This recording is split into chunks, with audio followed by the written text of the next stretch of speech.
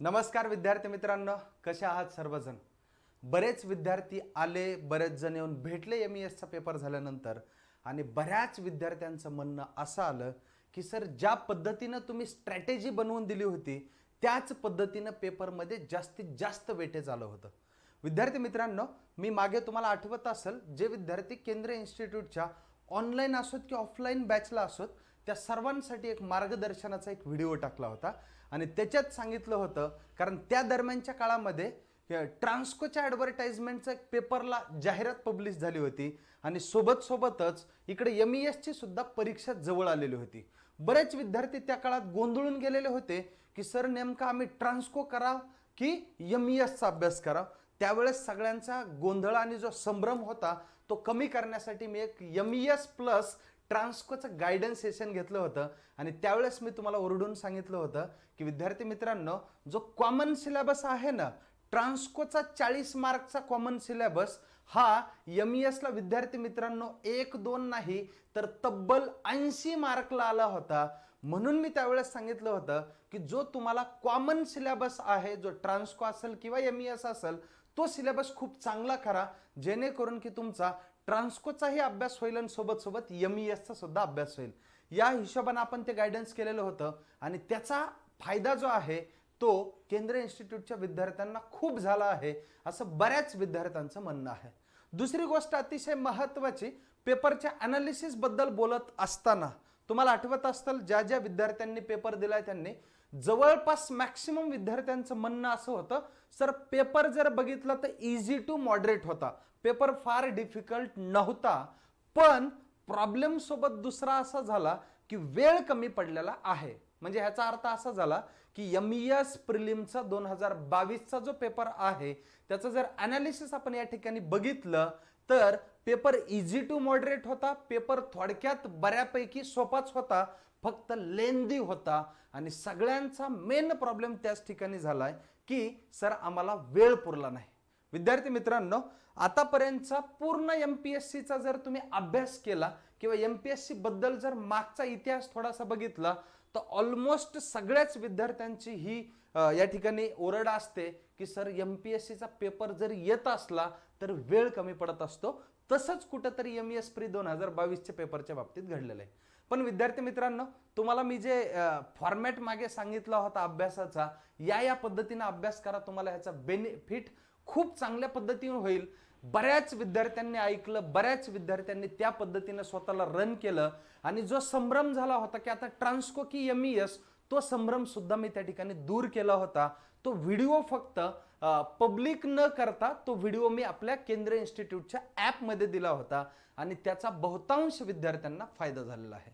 विद्यार्थी मित्रांनो, मग सेफ स्कोअर काय आहे ही पण आता असे प्रश्न सुद्धा विचारायला लागलेत बरेच विद्यार्थी. मी याचं याच ठिकाणी थोडक्यात आणि नकळत तुम्हाला कळूनच जाईल अशा पद्धतीने सांगतो की विद्यार्थी मित्रांनो, जो ट्रान्सकोचा आणि जो MESच्या प्रीचा जो कॉमन सिलेबस आहे त्याच्यात सुद्धा खूप चांगली ॲक्युरेसी असेल आणि सोबत इकडचे तिकडचे काही क्वेश्चन्स आले असतील तर तुमचा सगळ्यांचा स्कोअर सेक्युअर आहे. तुम्ही सगळ्यांनी मेन्सच्या अभ्यासाला आता या ठिकाणी लागायचं आहे. मग बरेच जण म्हणतील सर आता पुढे जर ट्रान्सको आली तर मग MES मेन्स करावे की ट्रान्सको करावे. पुन्हा आणखी तीच गोष्ट मी तुम्हाला या ठिकाणी सांगतोय की मित्रांनो, लक्षात घ्या की MESचा मेन्सचा सिलेबस म्हणजे पूर्ण इलेक्ट्रिकलचं टेक्निकल आहे, बरोबर आहे. आणि ज्या वेळेस आपण ट्रान्सको बद्दल बघतोय तर ट्रान्सकोचा सुद्धा 110 मार्कचा सिलेबस आहे, ते सुद्धा टेक्निकलच आहे. मग पुन्हा घाबरायची गरज नाही, पुन्हा द्वैधा अवस्थेत राहायची काही गरज नाही. ज्या ज्या विद्यार्थ्यांना MESचा पेपर बऱ्यापैकी चांगला गेलाय, अटेम्प्ट बऱ्यापैकी आहे, ॲक्युरेसी चांगली आहे, म्हणजे थोडक्यात असं मी म्हणेन की बऱ्याच विद्यार्थ्यांची भ्रम निराशा काही ठिकाणी झाली. बघा, बऱ्याच जणांनी काय केलं, महाराष्ट्राचा भूगोल केला आणि भूगोल येत असताना पूर्ण देशाचा भूगोल आला, बरोबर आहे. राज्याचा भूगोल आलाच नाही, देशाचा भूगोल आलाय कम्प्लिटली. म्हणून तिथं थोडंफार निराशा झाली आहे. पण एक लक्षात ठेवायचं, ही तुझी एकट्याची निराशा नाही, त्या अखंड महाराष्ट्रातल्या सगळ्या विद्यार्थ्यांसाठी आलेला फॉर्मॅट तर सेमच होता, त्यामुळे काळजी करायची गरज नाही. त्याच्यामुळं जो कट ऑफ आणखी वर गेला असता ते थोडाफार तेवढा कट ऑफ आणखी डाऊन येऊ शकतो. म्हणून काहीही काळजी न करता ज्या ज्या विद्यार्थ्यांना पेपर खूप चांगला गेला आहे, थोडक्यात व्यवस्थितरित्या ॲक्युरसी आहे, त्या विद्यार्थ्यांनी MES मेन्ससाठी आता एकदम जोरात तयारी करायची आणि अशाच प्रकारे खूप चांगल्या पद्धतीने तयारी करून MES मेन्ससाठी सुद्धा झगडायचं आहे. मग आता काही लोकांचं म्हणणं असेल की सर आमचा पेपर काही तेवढा चांगला गेला नाही, मग आम्ही काय करायला पाहिजे? बघा मित्रांनो, लक्षात ठेवा की आता तुम्ही MES साठी महिना दीड महिना तरी किमान तुम्ही अभ्यास केला असेल. त्याच्यामध्ये क्वांट असेल, लॉजिकल रिझनिंग असेल, मराठी असेल, हे 3 सब्जेक्ट आपल्या ट्रान्सकोसाठी, डिस्कॉमसाठी वगैरे, म्हणजे थोडक्यात MSCB साठी जर म्हणायचं झालं तर ते 40 मार्क्सला असतात. पण तेच 3 सब्जेक्ट आपल्या MES मध्ये 80 मार्कला आले होते. म्हणजे क्वांट आणि रिझनिंग 25 क्वेश्चन होते, 2 मार्कला 1 क्वेश्चन, म्हणजे 50 मार्क इथं झाले. मराठी 15 क्वेश्चन आले होते आणि 30 मार्क ह्याचे झाले. 50 आणि 30 हे टोटल 80 मार्क झाले. विद्यार्थी मित्रांनो, याच्यातला जास्तीत जास्त तुमचा अटेम्प्ट असेल आणि ॲक्युरसी असेल. एक गोष्ट सोबत सोबत सायन्सचे काही क्वेश्चन इंजिनिअरिंगच्या विद्यार्थ्यांना सोपे जात असतात, कारण तिथं फिजिक्सचा पोर्शन आहे जो की इलेक्ट्रिकलचा थोडक्यात बेस आहे असं म्हणायला हरकत नाही. म्हणजे याचा अर्थ काही क्वेश्चन सायन्सचे सुद्धा तुमचे बरोबर आले असतील, काही क्वेश्चन इंग्लिशचे बरोबर आले असतील आणि काही क्वेश्चन एका दुक्का जरी आला करंट अफेअरचा तरी तुमचा स्कोअर शेकीवर आहे. तुम्ही मेन्सच्या तयारीला एकदम जोरात लागू शकतात.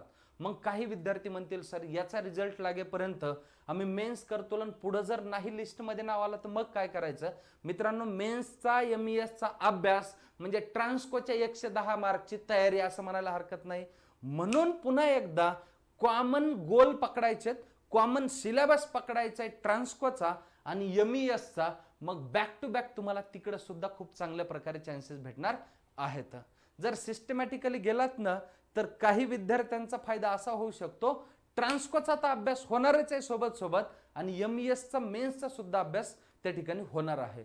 म्हणून मी तुम्हाला पुन्हा एकदा सांगतोय की तुम्ही जर बिंदास्त असाल, टेन्शनमध्ये असाल, ताणतणाव घेत असाल, या सगळ्या गोष्टी सोडून द्या आणि आता फोकस राहा येणाऱ्या एक्झामवरती. तुमच्याकडे पुन्हा एकदा मी सांगतोय 2 चान्स आहेत. ज्यांना MES प्रीचा पेपर गेलाय चांगला त्यांच्यासाठी मेन्स आहे MESचे आणि त्यांच्यासाठी येऊ घातलेली जी ट्रान्सको आहे मिशन ट्रान्समिशन ती सुद्धा एक्झाम आहे. मग ज्यांना पेपर MES प्रीचा चांगला गेला याचा अर्थ त्यांचा क्वांट रिझनिंग आणि मराठी चांगला झालाय, हा पहिला मुद्दा लक्षात ठेवा. मग क्वांट रिझनिंग आणि मराठी जर खूप चांगला झालेला आहे तर मग त्यांना पुन्हा टेक्निकल वरती भर द्यायचा आहे. ट्रान्सको 110 मार्कचा अभ्यास होईल आणि MES मेन्सचा सुद्धा तिथं अभ्यास होणार आहे. पुन्हा पुन्हा सांगतोय की कॉमन गोष्टीवरती जास्त फोकस करा, जेणेकरून की तुमचा दोन्हीकडे पुढे फायदा होईल. आणि समजा ज्या ज्या विद्यार्थ्यांचा MESचा पेपर कुठंतरी थोडासा वेळ कमी पडल्यामुळं पेपर जास्त अटेम्प्ट झाला नाही असा असेल तर त्या केसमध्ये काळजी करू नका, तुम्ही ट्रान्सकोच्या जोरात तयारी लागू शकतात. हा पहिला मुद्दा. त्यानंतर आणखी जे ॲडव्हर्टाइजमेंट येतील ट्रान्सको नंतर तिथेही तुम्हाला चांगला फायदा होईल. आणि अतिशय महत्त्वाची MESच्या कॅलेंडरमध्ये, MPSCच्या कॅलेंडरमध्ये तुम्ही पाहिला असेल MESचा पुन्हा आणखी पेपर होणार आहे आणखी काही दिवसांना. मग तुमचा अभ्यास जर चांगला असेल तर पुढच्या MESला सुद्धा तुम्हाला त्याचा फायदा होऊ शकतो. बऱ्याच विद्यार्थ्यांचं म्हणणं होतं की सर फर्स्ट टाइम MESचा असा पॅटर्न मध्ये पेपर येतोय तर मग आम्हाला ते जमल की नाही जमल वगैरे. तर मित्रांनो लक्षात ठेवा की फर्स्ट टाइम जरी पॅटर्न आलेला असेल तरी बऱ्याच विद्यार्थ्यांचा खूप चांगल्या पद्धतीने फीडबॅक आलाय की सर पेपर खूप छान गेला, इतका इतका अटेम्प्ट झालाय, अशी ॲक्युरेसी आहे, इतका इतका स्कोर येतोय. ह्या सगळ्या गोष्टी मला फार आनंदित करून गेलेल्या आहेत. म्हणून पुन्हा एकदा सांगतोय की तुम्ही जोरात तयारीला लागायचं आहे. आणि आजचा जे काही मी व्हिडिओ बनवण्याचा माझा जो उद्देश होता ना विद्यार्थी मित्रांनो, MES प्री 2022 मध्ये जे क्वेश्चन्स आले होते क्वांटिटेटिव्ह ॲप्टिट्यूड आणि लॉजिकल रिझनिंगचे 25 क्वेश्चन, तर या 25 क्वेश्चनचं पेपरचं ॲनालिसिस या ठिकाणी आपले अमोल सर या ठिकाणी इथून पुढचा पार्ट घेणार आहेत. तर पुन्हा एकदा तुम्हा सर्वांना, महाराष्ट्रातील पूर्ण इलेक्ट्रिकलच्या तमाम विद्यार्थ्यांना मी या ठिकाणून शुभेच्छा देतोय. आणि पुढे येणारी ट्रान्सको असेल, MES असेल, पुढे येणाऱ्या वेगवेगळ्या डिपार्टमेंटच्या परीक्षा असतील, त्या प्रत्येक परीक्षेला तुम्हाला या गोष्टींचा खूप चांगला फायदा होईल या ठिकाणी अशी शुभेच्छा व्यक्त करतो. आणि मी या ठिकाणी जे पुढचं पोर्शन आहे त्या अमोल सरांकडे सुपूर्द करतो. खूप खूप धन्यवाद. All the best. चला मित्रांनो, नमस्कार. मी अमोल पाटील. स्वागत आहे तुमचं सहदेव केंद्रे या यूट्यूब चॅनलवर. मित्रांनो, आज आपण MES प्री 2022चा जो आपला आजचा पेपर झाला त्याचे जे 25 क्वेश्चन विचारलेत गणित आणि बुद्धिमत्ताचे ते आपण आज डिटेलमध्ये ॲनालिसिस करणार आहे. नेमकं कोणत्या प्रश्नाचं उत्तर काय असायला पाहिजे हे आपण आज एकदम डिटेलमध्ये पाहणार आहे. 25च्या 25 प्रश्नांचे आपण आज उत्तरे पाहणार आहे. ठीक आहे, चला तर लेक्चरला सुरुवात करूया आपण. बघा, सगळ्यांनी व्यवस्थित लक्ष द्या. आता पहिले सांगतो पेपर कसा होता. तर पेपर इझी क्वेश्चन होते, भरपूर जास्त, म्हणजे आपण म्हणू 25 प्रश्नामध्ये जास्त इझी क्वेश्चन होते, मॉडरेट पण बरेचसे होते आणि डिफिकल्ट एक 2-3. डिफिकल्ट कोणत्या प्रश्नांना म्हटलं आपण, जे लेंदी होते, जे वेळ खाऊ होते त्याला आपण डिफिकल्ट म्हटलं. ठीक आहे ना. याच्यामध्ये इझी, मॉडरेट आणि डिफिकल्ट या तऱ्हेने पेपर सेट झालेला होता. जास्त प्रश्न इझी आणि मॉडरेटचे आहेत, डिफिकल्ट प्रश्न जास्त नाहीये. ठीक आहे, चला तर आपण करूया प्रश्नांना सुरुवात. बघा, आता या ठिकाणी पहिला प्रश्न काय, खाली दिलेल्या संख्या श्रेणीमध्ये एक संख्या चुकीची आहे तर खाली दिलेल्या पर्यायामधून ती संख्या ओळखा. मग या ठिकाणी आहे रॉंग नंबर सिरीज. आता रॉंग नंबर सिरीज मध्ये तुम्हाला विचारलं याच्यामध्ये चुकीचं पद ओळखा. दिलंय काय काय रे, समजून घ्या. या ठिकाणी आपण म्हटलं काही नाही, एकदम सिंपल लॉजिक आहे त्याच्यामध्ये. 3, 7, 16, 32, 56, 93 आणि पुढे दिलं 142. बघा, या ठिकाणी लगेच तुम्हाला कळेल की या दोघातला डिफरन्स किती आहे. या दोघातला डिफरन्स आहे 4. यांच्यामध्ये कितीचा डिफरन्स आहे, तुम्ही म्हणणार याच्यामध्ये डिफरन्स आहे 9चा. मला सांगा या दोघांमध्ये किती डिफरन्स आहे. तुम्ही म्हटले हे 4 आणि हे पुढे, हे 4 आणि पुढे आपण म्हटलं 12, 16. इथं कितीचा डिफरन्स आहे 16. मग मला सांगा, तुम्हाला लगेच इथं क्लिक होईल ना रे, हे 4 म्हणजे 2चा वर्ग, 3चा वर्ग, 4चा वर्ग. आता पुढे काय येणार आहे, 5चा वर्ग. तुम्ही या ठिकाणी म्हटले बघा, या 32 मध्ये आपण नक्कीच किती मिळवणार आहे, 5चा वर्ग 25. मग मला सांगा, या 32 मध्ये 5 मिळवले 37, 47, 57. तुम्ही लगेच म्हणताल सर हे 56 नकोय, म्हणजे या ठिकाणी रॉंग नंबर सिरीज. रॉंग काय आपल्याकडे 56, काय पाहिजे होतं इथं 57 पाहिजे होते, म्हणजे या ठिकाणी 56 आपला आन्सर असणार. याच्यामध्ये विचारलं रॉंग नंबर कोणता आहे, तर आपण म्हटलं या ठिकाणी 56. क्लिअर, म्हणजे या पहिल्या प्रश्नाचं उत्तर असलं पाहिजे. आता या ठिकाणी प्रत्येकाचा सेट वेगळा आहे पण प्रश्न सगळ्यांचे सारखेच आहे. ठीक आहे, मग आपल्या सेटमध्ये हा प्रश्न जिथं असेल त्याचं उत्तर काय असणार, 100% याचं उत्तर 56च असणार. क्लिअर काय ते, जातो मी पुढच्या प्रश्नाकडे. बघा, हे लॉजिक कळलं असेल तुम्हाला. डिफरन्स जो आहे तो स्क्वेअरचा डिफरन्स आहे. 2 स्क्वेअर, 3 स्क्वेअर, 4 स्क्वेअर. इथे पाहिजे होता 5 स्क्वेअर. 57 पाहिजे होता 56 आहे, म्हणजे रॉंग नंबर कोणता आहे 56. क्लिअर काय ते, चला पुढच्या प्रश्नाकडे. आता पुढच्या प्रश्नाकडे आलो आपण. याच्यामध्ये काय म्हटलं त्यांनी, याच्यामध्ये म्हटलं गाळलेल्या जागा भरा, इन्सर्ट द मिसिंग कॅरेक्टर. या ठिकाणी या दोघांच्या जागेवर काय असेल बघा. आता या ठिकाणी तुमच्या समोर ABCD लिहिलेली असेल. तुम्ही काय केलं, पहिले गेल्या गेल्या जर ABCD लिहिलेली असेल, कशा प्रकारे लिहिली ABCD, ABCD. बघा, ABCD, EFG, HIJKLM, NOPQ, RST, UVWXY आणि Z. आणि लगेच काय करायचं, त्याला लगेच नंबर देऊन घ्यायचे. लगेच त्याला तुम्ही नंबर देणार. बघा, 1, 2, 3, 4, 5, 6, 7, 8, 9, 10, 11, 12, 13. हे पहिलेच काम करून ठेवायचं रे. 14, 15, 16, 17, 18, 19, 20, 21, 22, 23, 24, 25 आणि 26 झालं.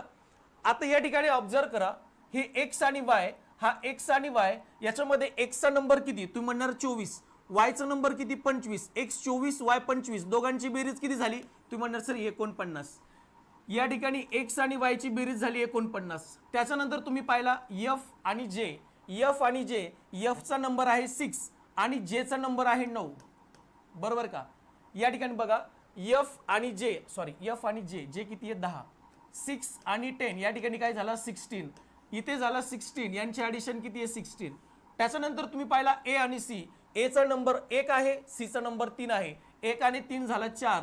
तुम्हाला लगेच इथं कळालं सर हे जे दोन दोन नंबर आपल्याला दोन दोन लेटर्स दिले हे काय कोणत्या तरी संख्येचा काय स्क्वेअर आहे. म्हणजे या ठिकाणी आपल्याला दिले स्क्वेअर नंबर्स.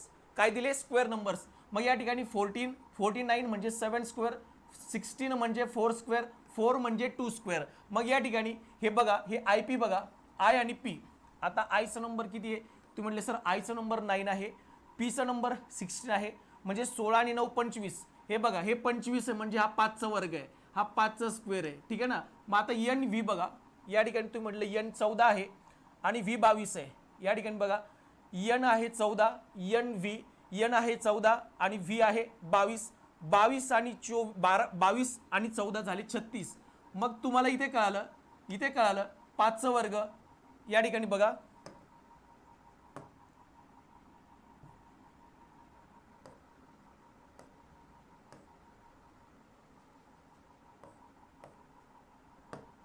या ठिकाणी बघा हा 7चा वर्ग, 4चा वर्ग, 2चा वर्ग, 6चा वर्ग, 5चा वर्ग. मग इथं जी संख्या येणार आहे बघा किंवा इथं जे लेटर्स येणार आहे हे कोणत्या तरी संख्येचा वर्ग झाला पाहिजे. मग तुम्ही या ठिकाणी म्हटलं सर डीचा नंबर आणि एफचा नंबर बघा, डी 4 आहे, एफ 6 आहे, 6 आणि 4 10 म्हणजे कोणत्या तरी संख्येचा वर्ग स्क्वेअर रूट होत नाहीये. यस बघा, यू बघा, या ठिकाणी यस 19 आहे, यस 19 आणि व्ही 21 40 होतात म्हणजे हे पण येणार नाही. तुम्ही बघितला बी आणि जी, या ठिकाणी बघा बीचा नंबर 2 आहे आणि जीचा नंबर 7 आहे. 2 आणि 7 झाले 9. 9 म्हणजे ही वर्ग संख्या आहे, 3चा वर्ग आहे. म्हणजे या ठिकाणी आपला ऑप्शन नंबर 3 बरोबर असेल. क्लिअर? आपला ऑप्शन नंबर 3 या ठिकाणी बरोबर असेल. त्याच्यानंतर या ठिकाणी काय आला? बीजी, इथं येणार बीजी म्हणजे आपला ऑप्शन नंबर लगेच आपल्याला या ठिकाणी क्लिक होतो. मग इथे काय असणार? 7 असणार. ठीक आहे, रेडी? म्हणजे पेपरला गेल्याबरोबर आपण पहिले काय करायला पाहिजे, सगळी एबीसीडी लिहून घ्यायची आणि त्याला नंबर द्यायची त्याच्या डोक्यावर नंबर देऊन ठेवायचे, एबीसीडी लिहायची. एबीसीडी कशा प्रकारे लिहायची? ए पासून एम पर्यंत आणि एन पासून झेड पर्यंत. ठीक आहे, आणि त्याला काय करायचं? नंबर देऊन ठेवायचं. आपल्याला लगेच लॉजिक पटकन लागतं मग. ठीक आहे, चला जाऊ पुढच्या प्रश्नाकडे. आता याच्यामध्ये बघा ब्लड रिलेशनचा क्वेश्चन आहे. याच्यामध्ये डायरेक्ट बघायचा प्रश्न काय विचारला. प्रश्न विचारला बी हे आर चे पणजोबा म्हणून प्रस्तुत करते. बघा खालीलपैकी कोणते सूत्र किंवा खालीलपैकी कोणते समीकरण बी हे आर चे आजोबा म्हणून प्रस्तुत करते. म्हणजे आपण कोणत्या समीकरणामध्ये सांगू शकतो, खालीलपैकी कोणत्या समीकरणामध्ये सांगू शकतो की बी हे आर चे आजोबा आहेत. मग तू म्हटलं या ठिकाणी बी हे आर चे आजोबा आहेत म्हणजे बीचं जेंडर मेल असायला पाहिजे. बरोबर आहे की नाही? बी हे पणजोबा आहेत कुणाचे? आर चे. बी हे पणजोबा आहेत आर चे. हे आपल्याला सांगणारं समीकरण कोणतं? बघा मग तुम्ही या ठिकाणी म्हटले बी मायनस मायनस. बघा आता या ठिकाणी आपल्याला दिलं कोडिंगच्या फॉर्ममध्ये पी गुणिले क्यू म्हणजे काय? जर पी गुणिले क्यू म्हणजे पी ही क्यू ची बहीण आहे, पी प्लस क्यू म्हणजे पी ही क्यू ची आई आहे, पी मायनस क्यू म्हणजे पी हे क्यू चे वडील आहेत आणि पी डिवाइड क्यू म्हणजे पी हे क्यू चा भाऊ आहे. आता या ठिकाणी आपल्याला हे सगळे कोडिंग दिले. आपल्याला काय लागतं बघा, मायनस. मायनस म्हणजे काय बघ, आता मायनस म्हणजे पी मायनस क्यू म्हणजे पी हे क्यू चे वडील आहेत. या ठिकाणी म्हटलं तू पी हे वडील आहेत कुणाचे? क्यूचे. पी हे वडील आहेत क्यूचे. त्याच्यानंतर तू आला प्लस, हे मायनस झालं. आता प्लसचा अर्थ काय बघ, पी प्लस क्यू म्हणजे पी ही क्यूची आई आहे. मग या ठिकाणी म्हणायचं, या ठिकाणी बघ आपल्याला काय इथं बी आणि एन. पहिले मायनसचा अर्थ काय होता रे? बी मायनस एन म्हणजे बी हे वडील आहेत कुणाचे? एनचे. बी हे वडील आहेत एनचे. त्याच्यानंतर मला सांग या प्लसचा अर्थ काय? तर या प्लसचा अर्थ आहे प्लस म्हणजे पी ही क्यूची आई आहे म्हणजे एन ही आई आहे कुणाची? एन ही आई आहे केची. झालं. आता पुढे गुणाकार म्हणजे काय बघ, हे मल्टिप्लिकेशनचा अर्थ काय होतो? पी गुणिले क्यू म्हणजे पी ही क्यूची बहीण आहे म्हणजे के ही बहीण आहे कुणाची? आरची. मग याच्यावरनं आपण सांगू शकतो का की बी हे पणजोबा आहेत आरचे? तर नाही, हे आरचं जेंडर माहित नाही आपल्याला. तर या ठिकाणी बी हे आजोबा झाले आरचे. मग या ठिकाणी आपण सांगू शकत नाही, पहिल्यावरनं सांगू शकत नाही. त्याच्यानंतर तुम्ही पुढे आले, याच्यामध्ये बघा तुम्ही म्हणणार सर 2 नंबरच्या याच्यामध्ये आपल्याला बीचं जेंडरच माहीत होत नाही. 2 नंबरचा ऑप्शन लगेच कटला. 2 नंबरचा ऑप्शन येऊ शकत नाही कारण बीचं जेंडरच आपल्याला या ठिकाणी माहीत होत नाही. बघा यापुढे तुम्ही म्हणणार याच्यामध्ये बघा, याच्यामध्ये हे येईल का रे उत्तर? बघा आता ग्रेटर दॅन म्हणजे काय? पी ग्रेटर दॅन क्यू म्हणजे पी हे क्यूचे पती आहेत. मग या ठिकाणी म्हटलं बी हे पती आहेत कुणाचे? पीचे. आणि या ठिकाणी काय म्हटलं इक्वल म्हणजे काय पी ही क्यूची कन्या आहे. मग या ठिकाणी म्हणा पी ही क्यूची कन्या आहे. झालं, याच्यावर येतं उत्तर नाही. राहिलं एकच ऑप्शन, कोणतं? Option number 4. मग या ठिकाणी डायग्राम काढून बघा, पेपरला काढायची गरज नाहीये, इथं काढून बघू आपण. बघा बी मायनस यस, मग मायनस म्हणजे Q minus P minus Q म्हणजे पी हे क्यूचे वडील आहेत. या ठिकाणी म्हणा बी हे वडील आहेत, बी हे वडील आहेत यसचे. झालं. आता पुढे चला, प्लस म्हणजे काय बघा, प्लस म्हणजे पी प्लस क्यू म्हणजे पी ही क्यूची आई आहे, म्हणजे यस ही आई आहे. आपण काय करतो, मेल असेल तर यम म्हणतो, फिमेल असेल तर यफ म्हणतो. यस ही आई आहे कुणाची? यलची. झालं. आता पुढे काय म्हटलं बघा, आता मायनस म्हणजे पुन्हा काय, पी हे क्यूचे वडील आहेत म्हणजे यल हे वडील आहेत कुणाचे? आरचे.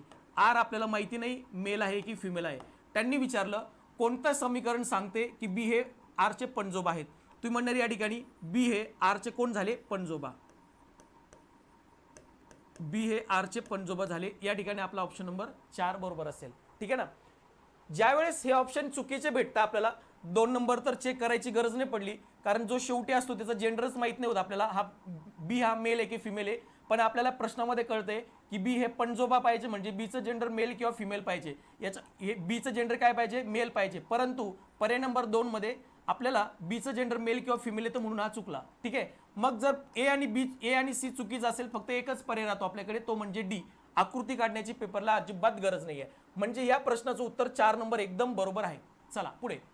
आता ह्या प्रश्नामध्ये बरेच लोक गोंधळले असतील. ठीक आहे ना, कारण की आपल्याला थोडंफार याच्यामध्ये जॉमेट्रीचं नॉलेज पाहिजे. बघा जॉमेट्रीवर 1-2 प्रश्न होते, थोडंफार नॉलेज आपल्याला जॉमेट्रीचं पाहिजे. आता याच्यामध्ये बघा काय म्हटलं प्रश्नामध्ये, वर्तुळाकार रेल्वे पटरीवरून 2 मेट्रो ट्रेन परस्परांच्या विरुद्ध दिशेने वर्तुळाकार, हे बघा या ठिकाणी म्हटलं समजून घ्या, एक वर्तुळाकार पटरी आहे. रेल्वे पटरी कशी आहे? वर्तुळाकार. आणि त्याच्यामध्ये त्यांनी आपल्याला म्हटलंय की 2 ट्रेन आहेत, त्या एकमेकींच्या विरुद्ध दिशेने धावत आहे. बरोबर का रे? एक इकडेच ट्रेन जातीये, एक इकडे जातीये. दोन ट्रेन वर्तुळाकार रेल्वे पटरी आहे, त्यांच्या गोल गोल फिरताय, चक्र मारताय. आणि त्यांनी त्यांचा स्पीड दिलाय आपल्याला की त्या ट्रेनचा स्पीड किती आहे? 264 किलोमीटर पर आवर. म्हणजे ती ट्रेन 264 किलोमीटर जाते एका तासाला. ठीक आहे. आणि असं किती फिरणार आहे? त्या 264 किलोमीटर समान वेगाने 1.5 तास धावत आहेत. किती तास? 1.5 तास. मग तुम्ही या ठिकाणी म्हणणार 1.5 तास धावत आहेत, तर मला सांगा एका तासाला 264 किलोमीटर धावतील. मग एका तासाला 264 किलोमीटर, तर 1.5 तासाला किती? एका तासाला 264 आणि अर्ध्या तासाला त्याच्या अर्धे, 264 अर्धे झाले 132. मग या ठिकाणी 4 आणि 2 6, हे 9 आणि हे 3. म्हणजे त्यात एक ट्रेन 399 किलोमीटर जाणार आहे आणि दुसरी पण ट्रेन 399. मग या ठिकाणी आपण म्हटलं 399 म्हणतो आपण 396 आणि हे 396. मग हे 6 6 12, 1202 कॅरी फॉरवर्ड 1, 9 9 18 1 19 9, हातचा आला 1, पुन्हा इथं 7. म्हणजे त्या ट्रेन किती फिरणार आहे? 792 किलोमीटर दोन्ही फिरणार आहे. म्हणजे त्या दोन्ही ट्रेन एकूण 792 किलोमीटर फिरणार आहे.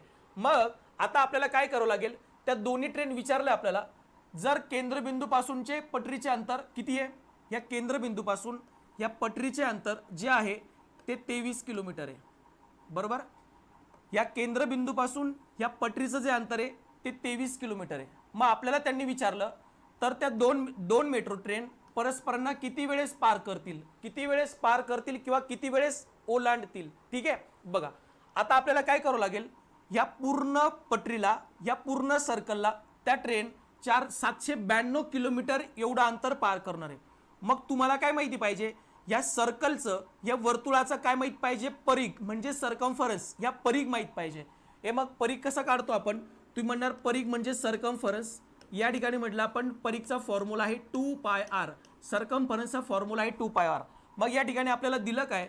2 मल्टिप्लाय, ह्या पायची व्हॅल्यू असते 22/7 आणि r म्हणजे रेडियस दिले आपल्याला, म्हणजे त्या वर्तुळाच्या केंद्रबिंदूपासून त्या पटरीपर्यंत अंतर किती दिले? 23. बरोबर. आता याचं तुम्ही मल्टिप्लिकेशन करणार, याचं कॅल्क्युलेशन करा. बघा आता याचं कॅल्क्युलेशन येईल तुम्हाला 7 × 7 7 × 21, 7 × 7 7 × 21, या ठिकाणी दिला मी पॉईंट, तुम्ही म्हटलं या ठिकाणी एक उरला, 10 झाले, 7 एक 7. फॉर एक्झाम्पल आपण याला म्हटलं 3.1, ठीक आहे ना. मग या ठिकाणी आपण म्हटलं 23 त्रिक 69, 23 त्रिक 69. मग या ठिकाणी आपण म्हटलं 2 गुणिले याला आपण 69 म्हणा, याला 69 म्हटलं तरी चालेल, ठीक आहे ना.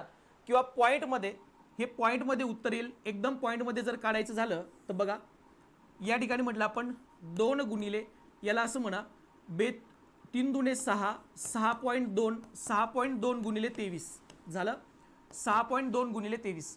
मग याला म्हणा 23 दुणे 46, 46 4, इकडे कॅरी फॉरवर्ड 4, बरोबर. 23 दुणे 46, 6 घेतली 4 इकडं. त्याच्यानंतर 23 5 या ठिकाणी म्हणा 23 5 115, 115 125, 135, 135 आणि 3 138. या ठिकाणी 138 आणि 4 म्हटलं 142, 142 एक आहे पॉईंट आपल्याकडे. म्हणजे याचं उत्तर भेटेल आपल्याला नियर अबाउट 142.6. मग 142.6 ने काय करायचं, या 792ला, कारण की त्या दोन्ही ट्रेन 792 किलोमीटर फिरणारे, 792ला तुम्ही जर भाग दिला 142ला, तुम्ही 143 म्हणा किंवा 142 म्हटलं तरी चालेल, ठीक आहे, किंवा त्याला 143 म्हणा. याने जर याला भाग दिला तर नियर अबाउट भाग कितीचा जातो, तुम्ही म्हणणार नियर अबाउट अप्रॉक्सिमेट कितीचा भाग जातो, तर 5चा भाग जातो.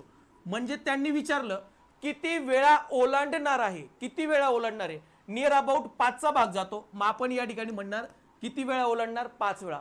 म्हणजे या प्रश्नाचं उत्तर 100% काय असणार, तर 5च असणार. क्लिअर काय ते. चला जाऊ पुढे. म्हणजे याच्यामध्ये आपल्याला काय काय आलं पाहिजे, त्या दोन ट्रेन, प्रत्येक ट्रेन एका 1.5 तासामध्ये किती फिरणार, एका तासाला 264, 1.5 तासामध्ये 1.5 तासामध्ये किती झालं, एका तासाला 264, अर्ध्या तासाला 132, म्हणजे 396 एक ट्रेन, दुसरी ट्रेन पण 396, दोन्ही ट्रेन मिळून 792 किलोमीटर गोल गोल फिरतील. मग मला सांगा 792 किलोमीटर फिरल्या तर सांगा किती वेळा एकमेकींना क्रॉस करतील. मग तुम्ही या ठिकाणी म्हणणार सांगा त्या वर्तुळाचा परिघ म्हणजे सर्कम्फरन्स किती.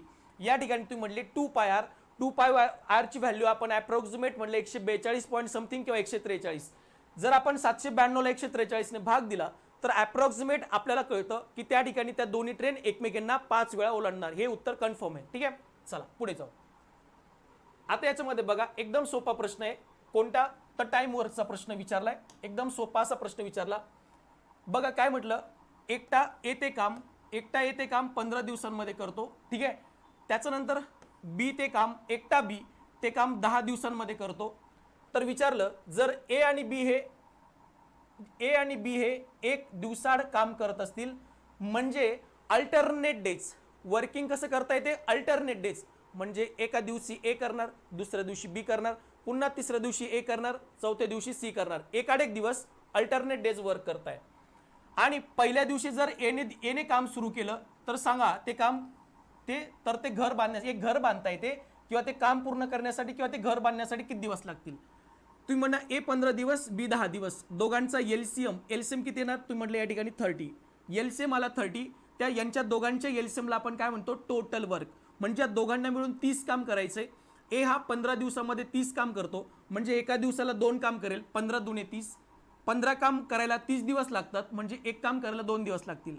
बी हा 10 दिवसामध्ये 30 काम करतो, सांगा एका दिवसाला किती काम करेल, 3 काम करेल.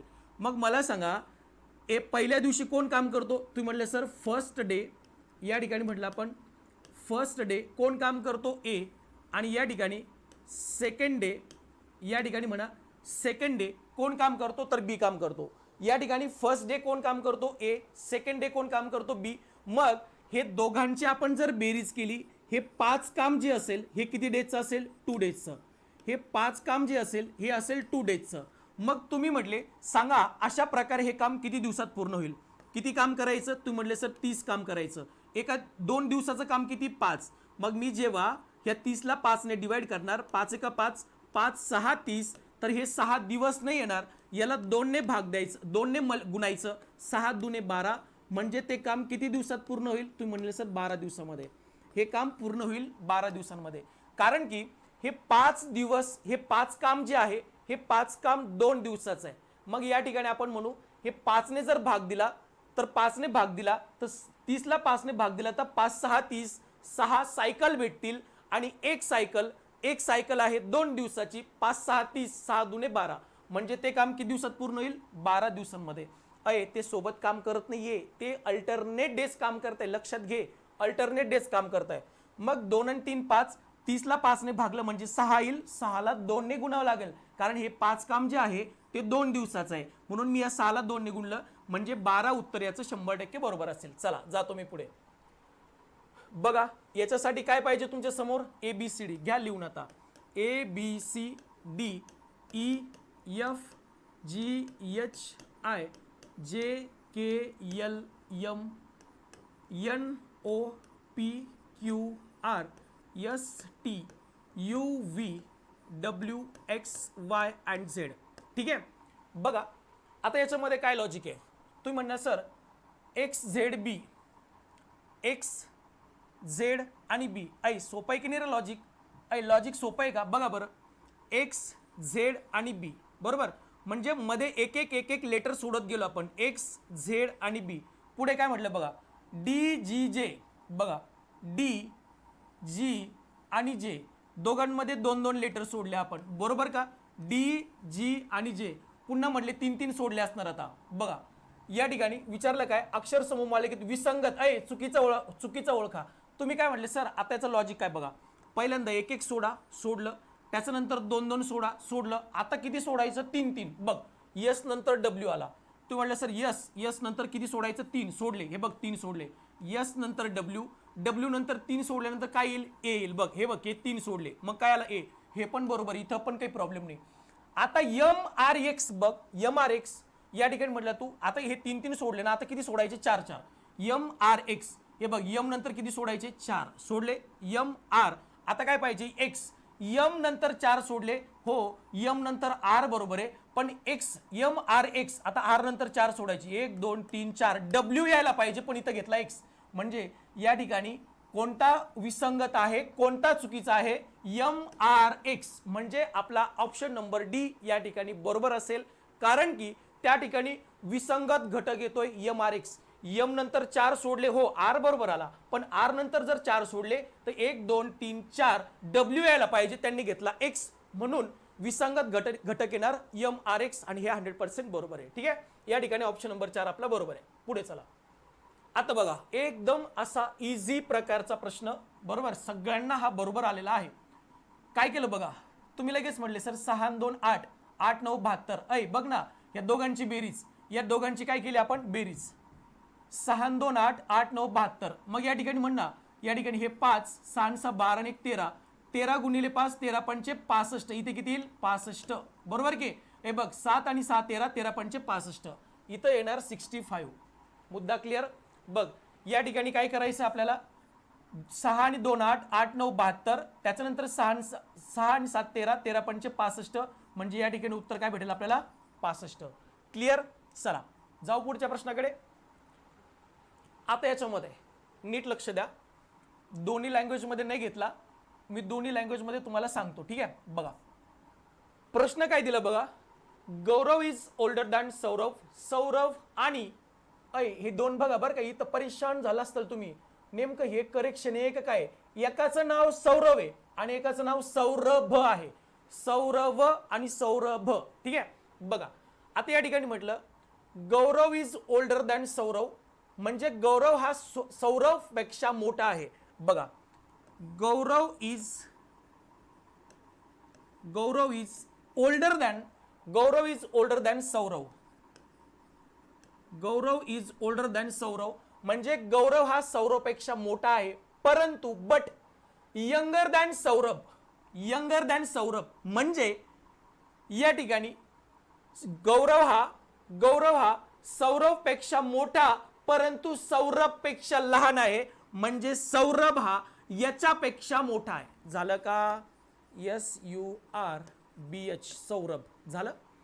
गौरव हा सौरव पेक्षा मोठा परंतु सौरभ पेक्षा लहान आहे. झालं. यापुढे इथे बघा काय म्हटलं, Gaurav is as old as Arnav. Saurav हा जो सौरव आहे, Saurav is as old as Arnav म्हणजे काय? सौरव हा अर्णव एवढाच आहे. Saurav is as old as Arnav, म्हणजे सौरभ हा अर्णवच्या एवढाच आहे. मग या ठिकाणी म्हटलं आपण सौरभ आणि अर्णव हे या ठिकाणी म्हटलं आपण सारख्याच वयाचे आहेत, सारख्याच वयाचे आहेत. क्लिअर? म्हणजे जेवढं वय आहे सौरभचं तेवढंच वय एवढं आहे, किंवा सारख्याच वयाचे आहेत सौरव आणि Arnav. But Saurav is as old as Arnav but older than Pranav. कोण? Saurav. Saurav is as old as Arnav but older than Pranav, म्हणजे हा सौरभ जो आहे तो प्रणव एवढाच आहे, परंतु तो मोठा आहे कुणापेक्षा? तर या ठिकाणी म्हटले तुम्ही प्रणवपेक्षा. प्रणवपेक्षा. चला, दोन्ही पण भाषेमध्ये मी तुम्हाला सांगितलं, मराठीमध्ये पण आणि इंग्लिशमध्ये पण. आता त्यांनी विचारलं then which of the statement is given below are correct. काय विचारलं? करेक्ट. मग आता स्टेटमेंट कोणतं बरोबर आहे बघा. ही झाली diagram. Arnav is younger than Saurabh. Arnav हा लहान आहे सौरभपेक्षा.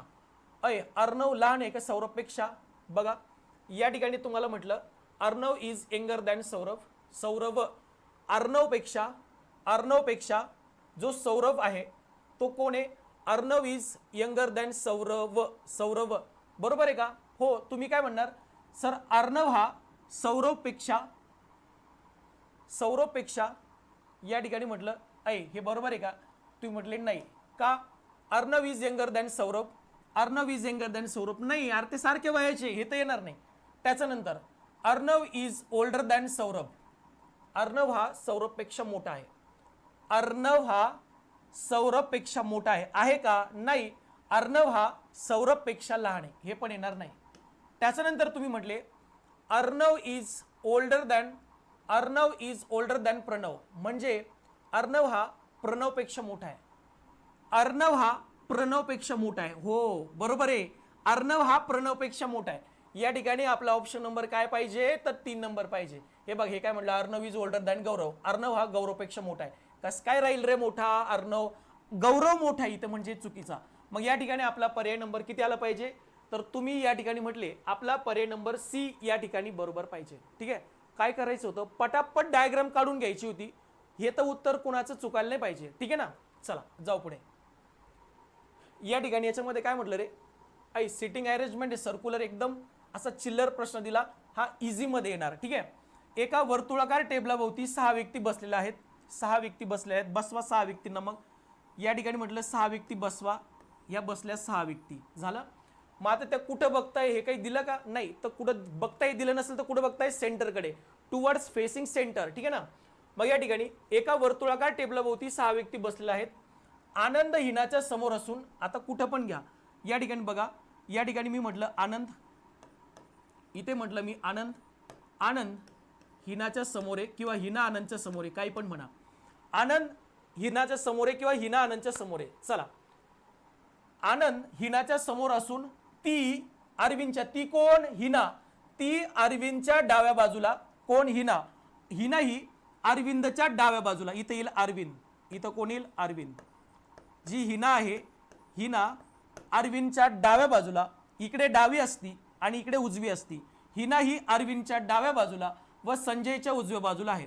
इथं कोण येईल मग? संजय. झालं. हिना ही अरविंदच्या डाव्या बाजूला आणि संजयच्या उजव्या बाजूला आहे. पुढे सुमन ही अरविंदच्या उजव्या बाजूस बसलेली आहे. बर, सुमन ही अरविंदच्या उजव्या बाजूला बसले. इथं कोण आहे? सुमन. झालं का?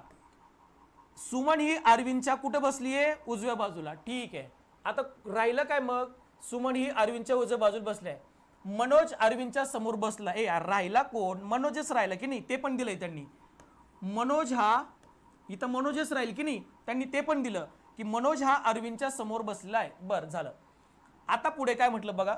आता पुढे त्यांनी म्हटलं जर हिना व मनोज, बर, हा हिना, इथं हिना आणि हा मनोज, व अरविंद आणि संजय यांनी आपापसात आसनाची अदलाबदल केली, म्हणजे त्यांनी अल्टरचेंज झाले, एक्सचेंज झाले ते एकमेकांमध्ये. तर मनोजच्या डाव्या बाजूला शेजारी कोण असेल? आता इथं लक्षात घ्यायचं कोण कोणासोबत चेंज होते. इकडे मनोजच्या जागेवर येईल हिना, इथं येईल हिना आणि हिनाच्या जागेवर येईल मनोज. हिनाच्या जागेवर आला मनोज. मग या ठिकाणी तुम्ही म्हणा संजयच्या जागेवर येईल अरविंद, संजयच्या जागेवर आला अरविंद, ते एकमेकांना एक्सचेंज झाले आणि अरविंदच्या जागेवर आला संजय. झालं. त्याच्यानंतर त्यांनी विचारले प्रश्न आपल्याला, मनोजच्या डावी बाजूला शेजारी कोण आहे. आता मनोज कुठे बघा, तुम्ही म्हणले सर मनोज इथं आहे. मनोजच्या डाव्या बाजूला शेजारी कोण आहे, मनोजच्या डाव्या बाजूला कोण आहे, अरविंद आहे. म्हणजे ऑप्शन नंबर 2 नंबर. मनोजच्या डाव्या बाजूला मनोज इथं आहे, सध्या मनोज इथं आहे. मनोजच्या डाव्या बाजूला कोण येईल, अरविंद येईल. मनोजच्या डाव्या बाजूला अरविंद येईल. म्हणजे या ठिकाणी आपला ऑप्शन नंबर कोणता बरोबर आहे, तर ऑप्शन नंबर या ठिकाणी बी आपला बरोबर आहे. एकदम करेक्ट आहे बी हे आन्सर. ठीक आहे. तुमचे बरेचसे प्रश्न बरोबर येत असतील. ठीक आहे. चला जाऊ आपण पुढे. आता याच्यामध्ये ए अरे या प्रश्नाला किती सेकंड लागतात, 5 to 10 सेकंड ओनली. ठीक आहे. बघा आता याच्यामध्ये काय म्हटलं, चोरीला गेलेल्या 4 चाकीचा शोध घेताना पोलिसांना 3 वेगवेगळ्या व्यक्तीकडून पुढील माहिती मिळाली. आता पुढील 3 वेगवेगळ्या व्यक्तींनी माहिती दिली. आता पहिला व्यक्ती काय माहिती देतो बघा, गाडीचा क्रमांक 4 अंकी आहे. बर. त्याच्यानंतर बी काय म्हणतो बघा, गाडीच्या क्रमांकाच्या बेरजेला 4 ने भाग जातो. खूप सफिशियंट झाली माहिती आपल्याला ही. ठीक आहे. गाडीच्या क्रमांकाच्या बेरजेला 4 ने भाग जातो, बेरीज करायची. गाडीचा जो क्रमांक आहे त्याची बेरीज करायची, 4 ने भाग जातो का पाहायचं. गाडीच्या क्रमांकाच्या एकक स्थानी 4 अंक आहे, सगळ्यांच्या एकक स्थानी 4 आहे. म्हणजे या क ची आपल्याला गरज नाही, सगळ्या ऑप्शनला एकक स्थानी 4च आहे. बर. बी ऑप्शन पाहिला आपण. बी व्यक्ती हा बी नंबरचा व्यक्ती काय म्हणतो, गाडीच्या क्रमांकाच्या बेरजेला 4 ने भाग द्यायचा. मग मला सांग, हे जे क्रमांक आहे गाडीचे, यांच्या बेरजेला कोणत्या संख्येच्या बेरजेला 4 ने भाग जातो बघ. 4 0 हे 4 आणि 4 8, 8 आणि 5 13 भाग जात नाही. पुढे 4 आणि 4 8, 8 आणि 5 13 आणि 3 18, 4 ने भाग जात नाही. या ठिकाणी म्हण आता होय याला जातो ना रे भाग. 4 आणि 4 8, या ठिकाणी बघ 4 आणि 4 8, 5 आणि 3 8, 8 आणि 8 16 झाले ना रे हे. 4 आणि 4 8, 4 आणि 4 8, 8 आणि 5 13, 13 आणि 3 16, अय जातो ना भाग. याला जातोय भाग. 4 आणि 4 8, 8 आणि 5 13 आणि 3 16, म्हणजे याला 4 ने भाग जातो. याला जातो का बघा, 3 आणि 2 5 आणि 1 6, 6 आणि 4 10, याला जातो का नाही. याला जातो का 8 आणि 3 11, 11 आणि 2 13 आणि 4 17, याला पण जात नाही. म्हणजे या ठिकाणी आपला ऑप्शन नंबर बी बरोबर असेल.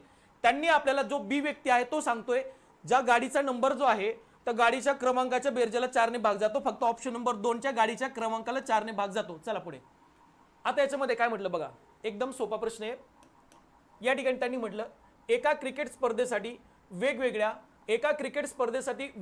18 संघाने आपले नाव नोंदवले. बर. 18 संघ आहेत, 18 संघाने आपले नाव नोंदवले. प्रत्येक संघाने दुसऱ्या प्रत्येक संघाशी सामने खेळायचा आहे. तर एकूण किती सामने होतील. मी तुम्हाला सांगितलेलं आहे एकूण सामने, बरोबर. लेक्चरमध्ये मी सांगितलेलं आहे एकूण सामने किंवा एकूण हस्तांदोलने, एकूण हँडशेक किंवा एकूण सामने कसे काढायचे. n × n-1 डिवायडेड बाय 2 हा त्याचा फॉर्म्युला आहे. मग मला सांगा किती संघ होते. तू म्हणलं सर 18 संघ होते. 18 गुणिले n-1 म्हणजे 18 - 1 17 डिवायडेड बाय 2, बे का बे, 2 9 18, मग 17 9 153 झालं का. 17 9 153 म्हणजे त्या ठिकाणी एकूण किती सामने खेळले जातील, तर 153 सामने खेळले जातील. ठीक आहे ना. एकूण सामने असतील किंवा एकूण हँडशेक असतील, ठीक आहे ना, काही पण असेल, एकमेकांना भेटायचं असेल एकदाच. ठीक आहे. मग या ठिकाणी असं पण देऊ शकतात, 30 लोक प्रत्येकाने प्रत्येकाशी एकदाच हँडशेक केला तर त्या ठिकाणी एकूण किती हँडशेक होतील, किंवा एकूण सामने विचारतील तरी पण n × n-1 डिवायडेड बाय 2. मग n म्हणजे काय, त्या ठिकाणी एकूण उपस्थित असलेले संघांची संख्या आहे 18. 18 गुणिले 17/2 म्हणजे 153. या प्रश्नाचं उत्तर पाहिजे 4 नंबर. ठीक आहे. चला पुढे.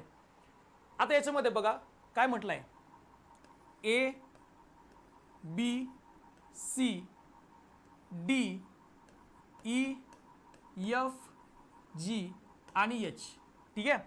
आता लक्ष द्या, माहिती काय दिली बघा. पुढील अक्षरगट वापरून बी अक्षराला, पुढील अक्षरगट म्हणजे हा बरं का, पुढील अक्षरगट वापरून बी अक्षराला डावीकडे लागून असलेल्या बी अक्षराला, बीच्या उजवीकडे हे आणि डावीकडे हे, बरोबर. इकडे कोणता, राईट, आणि इकडे काय, लेफ्ट. ठीक आहे ना. बघा मग बीच्या शेजारी, या ठिकाणी लक्षात घ्या, बीच्या शेजारी डावीकडे कोण आहे, ए आहे. बर. बी अक्षराला डावीकडून लागून असलेल्या अक्षराच्या उजवीकडे तिसऱ्या, ह्या एच्या उजवीकडे तिसरा, पहिला दुसरा तिसरा कोण आहे, डी. हे झाला उजवीकडून तिसरा अक्षराला, या तिसऱ्या अक्षराला लागून डावीकडे असलेला, याच्या डावीकडे असलेला म्हणजे कोण? सी. याच्या डावीकडे असलेला म्हणजे सी. अक्षराला लागून डावीकडे असलेल्या अक्षराच्या उजवीकडे, याच्या उजवीकडे कितवा? तिसरे अक्षर निवडा. याच्या उजवीकडे तिसरे अक्षर, पहिले दुसरे तिसरे, कोणता येतो? एफ. म्हणजे ऑप्शन नंबर या ठिकाणी काय येणार? बी येणार. झालं. पहिले त्यांनी काय म्हटलं? बी या अक्षराला लागून डावीकडे ए आहे, त्याच्या तिसऱ्या स्थानी उजवीकडे 1 2 3 डी येतो. डीच्या लगेच डावीकडे सी आहे आणि त्या सीच्या लगेच उजवीकडे तिसऱ्या स्थानी पहिले दुसरे तिसरे कोण आहे? तर एफ आहे. चला, झालं का? बोला, जाऊ पुढे. चलो, याचं उत्तर काय असणार? एफ. पुढे या. आता याच्यामध्ये बघा, हा प्रश्न काय दिलाय तुम्हाला? 43 95 167 क्वेश्चन मार्कच्या ठिकाणी कोणता अंक येईल विचारलंय? 373 आणि 507. ठीक आहे. आता तुम्ही याला चेक करायला सुरुवात केली, बघा बरं का, याच्यामध्ये तुम्ही म्हटले फरक किती? बघा याच्यामध्ये फरक किती आहे.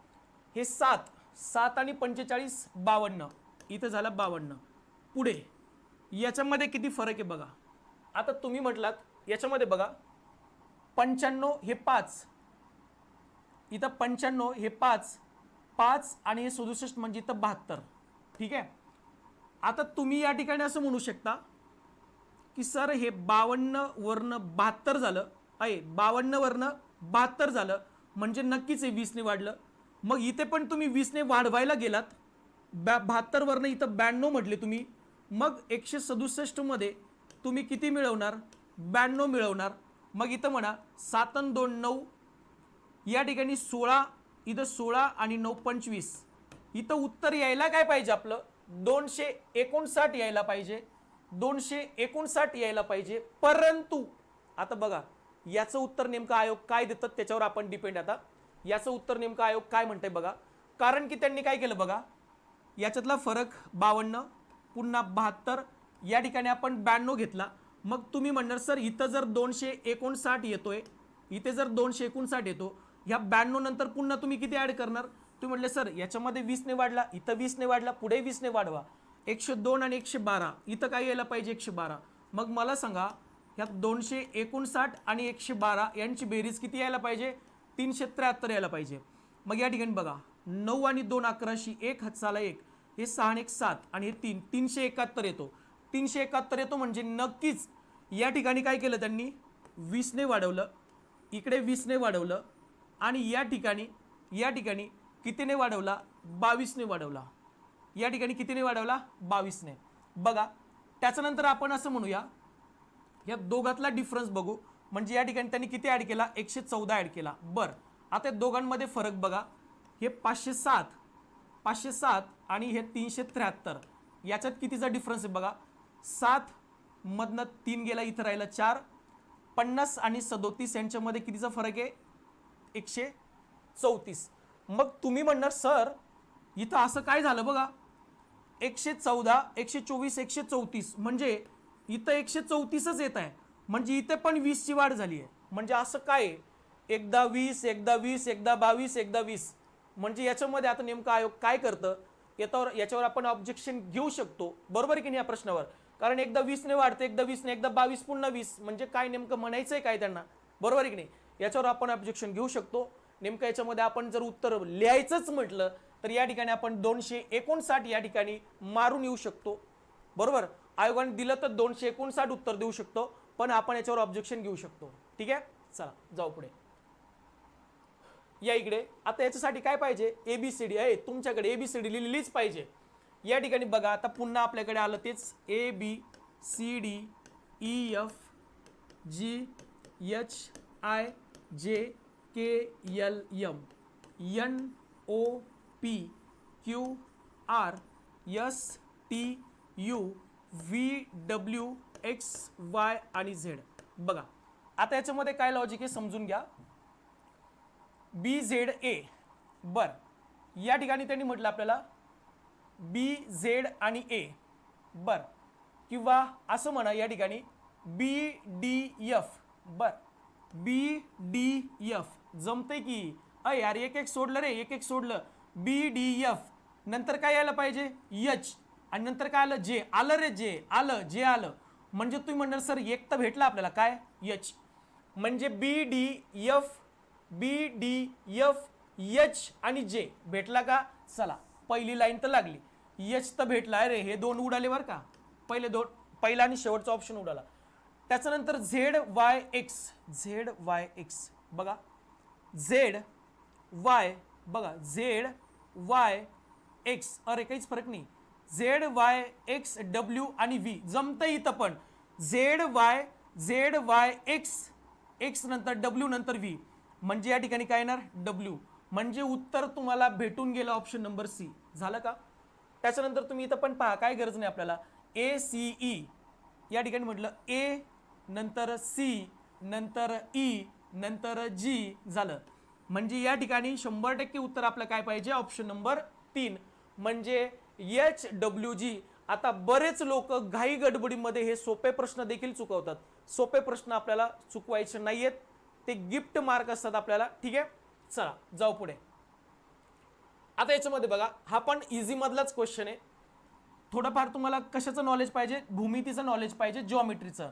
काय म्हटलं बघा प्रश्नामध्ये, खालील आकृतींचे निरीक्षण करा. ठीक आहे, बघा याच्यामध्ये खालील आकृतींचे निरीक्षण करायचे. हे आकृती दिलं तुम्हाला, सर्व आकृत्यांचे क्षेत्रफळ भिन्न आहे. बघू आपण क्षेत्रफळाबद्दल बोलताय की नाही. मग तुम्ही म्हणणार सर हा रेक्टँगल दिसतोय आम्हाला. रेक्टँगल म्हणजे काय, ज्याच्या समोरासमोरील ज्या साईड असतात, समोरासमोरील बाजू सारखे असतात. मग रेक्टँगलचा एरिया कसं काढतो, तर या ठिकाणी म्हणायचं, या ठिकाणी मी सगळ्यांचा एरिया लिहितो. बघा रेक्टँगलचा एरिया कसं काढतो, तर लेंथ इंटू ब्रेड्थ म्हणजे 4 गुणिले 9, 9 चोक 36, इथं झाला 36. या रेक्टँगलचा एरिया किती येतो 36. म्हणजे रेक्टँगलचा एरिया काढतो आपण ब्रेड्थ इंटू हाईट. ठीक आहे, या ठिकाणी किंवा लेंथ इंटू हाईट म्हणा. या ठिकाणी आपल्याला याचा एरिया काढायचा आहे. कशाचा, हे तुम्हाला दिसतंय स्क्वेअर. स्क्वेअर म्हणजे ज्याच्या चारही बाजू समान असतात. मग स्क्वेअरचा आपण एरिया कसं काढतो, साईड मल्टिप्लाय साईड किंवा साईड स्क्वेअर. म्हणजे इथे किती येणार, इथे पण 36. मग तुम्हाला कळालं अरे ह्या दोघांचा पण एरिया सारखाच आहे. मग तुम्ही पटकन तिसरा काढून घ्या गरज नसताना. काय करा, हे काय तुम्ही म्हटले सर ट्रायंगलचा एरिया कसा काढतात, 1/2 into base into height 8 multiply 9 झालं का. बे का बे, बे चोक 8, 9 चोक 36. म्हणजे तुम्हाला या ठिकाणी कळालं या तीनही डायग्राम मध्ये, या तीनही आकृत्यांमध्ये एरिया सारखा आहे. मग या ठिकाणी म्हणा सर्व आकृत्यांचे क्षेत्रफळ कसे आहेत, समान आहेत. सर्व आकृत्यांचे क्षेत्रफळ समान आहेत. झालं, ऑप्शन नंबर बी या ठिकाणी बरोबर आहे. मी जातो पुढे. बघा या ठिकाणी काय विचारलं बघा, खालीलपैकी कोणता अंक रिकाम्या जागी येईल. काय विचारलं, खालीलपैकी कोणता अंक रिकाम्या जागी येईल. तुम्ही या ठिकाणी म्हणा 15 17 समजून घ्या, 15 17 त्याच्यानंतर 21, 15 17 21 29 आणि 45. ठीक आहे, कितीचा फरक आहे 2. इथं कितीचा फरक आहे 4. इकडे कितीचा फरक आहे 8. इकडे कितीचा फरक आहे हे 1 आणि 15 16 झालं. मग तुम्ही काय म्हणणार, एक तर पुढे काय पाहिजे 16 दुने 32 बरोबर. मग तुम्हाला लगेच कळलं अरे ऑप्शन एवढं मोठं नाहीच, मग इकडे जाऊच नको, इकडे जाऊच नको, पुढे काही नाहीये. मग या ठिकाणी तुम्हाला कळालं डबल होत चाललंय, मल्टिपलमध्ये होत चाललंय. ते काय होतंय, 2 दुने 4, 4 दुने 8, 8 दुने 16 याप्रमाणे. मग या ठिकाणी मला सांगा इकडे काय येईल रे. तुम्ही म्हणले सर 14, इथं 1, 1चा डबल, 1चा डबल 2, 2च्या डबल 4, 4च्या डबल 8, 8च्या डबल 16. मग याला डबल डबल करत गेले म्हणजे नक्कीच याचं उत्तर काय भेटेल 14 भेटेल. ऑप्शन नंबर सी बरोबर का. याचं उत्तर काय भेटायला पाहिजे 14. 14 म्हणजे 14 to 15. मग या ठिकाणी तुम्ही म्हटले 14 to 15 गेले, 14 to 15. ठीक आहे, मग या ठिकाणी 14 नंतर या ठिकाणी उत्तर काय यायला पाहिजे याचं 14 येईल. मग तुम्ही म्हटले सर या ठिकाणी हा 1 15 15 दुने या ठिकाणी म्हणा 1, त्याच्यानंतर इथं 1 असेल, नंतर 2, नंतर 4 8 16 याप्रमाणे. चला सोपं आहे, काही डोकं लावू नका. हा बघा हे काय करायचंय, ऑप्शनने सॉल्व्ह करायचंय बरोबर. बघा काय म्हटलं, एक महिला म्हणते जर माझ्या वयाच्या अंकांची उलटा पालट केली तर ते माझ्या वडिलांचे वय दर्शवते. बर, आणि अर्थात माझे वडील माझ्यापेक्षा वयस्करच आहेत, हो असणारच ना. आणि आमच्या वयातील फरक हा आमच्या वयातील फरक हा आमच्या वयाच्या बेरजेच्या 3 अकरांश. 3 अकरांश म्हणजे काय, 3 अकरांश म्हणजे काय, कुठे गेलं ते 3/11. 3/11 डिअर सम, 3/11 म्हणजे आपण पहिला ऑप्शन जर घेतला बघा त्यांनी असं म्हटलं, त्या वडिलांची आणि मुलींची जी वयाची बेरीज आहे आणि त्यांच्या वयाचा फरक आहे हा किती आहे 3/11. 3/11. मग तुम्ही म्हणा पहिला ऑप्शन घ्या. पहिला ऑप्शन घेतला आपण 45. त्या मुलीचं वय 45 विचारलं, आपल्याला विचारलं काय त्या महिलेचे वय काय. मग आपण म्हटलं त्या महिलेचं वय 45 आहे. मग महिलेचं वय जर 45 असेल तर पुरुषाचं वय किती 54 आहे. हे पॉसिबल आहे का रे? तुम्हालाच योग्य वाटणार नाही. तर मुलीचं वय 45 आणि वडिलांचं वय 54 हे येणार नाही. ठीक आहे, पुढे चला. तुम्ही म्हटलं सर आम्ही 36 घेऊन पाहिलं, त्या मुलीचं वय 36 म्हटलं आणि मग 36 जर मुलीचं वय असेल तर तिच्या वडिलांचं वय किती. तुम्ही म्हटलं सर 63. वडिलांचं वय किती 63. कारण की त्या मुलींचं जे वय त्याच्या अंकांची जर आलटा पलट केली आपण, हे इकडं आणि हे इकडं, म्हणजे 36 मुलीचं वय म्हटलं तर वडिलांचं वय 63 झालं. मग काय करायचं, त्या दोन्हींची बेरीज करा. मला सांगा या दोन्हींची बेरीज किती होणार. 6 आणि 3 9 आणि 6 आणि 3 9 99 आणि दोन्हींचा फरक घ्या. फरक तुम्हाला येईल आता या ठिकाणी बघा फरक किती येईल. 63 मधनं 36 गेला तुम्हाला भेटेल 27. 36 आणि 36 या ठिकाणी 63 आणि 36 यातला फरक भेटला 27. बरोबर.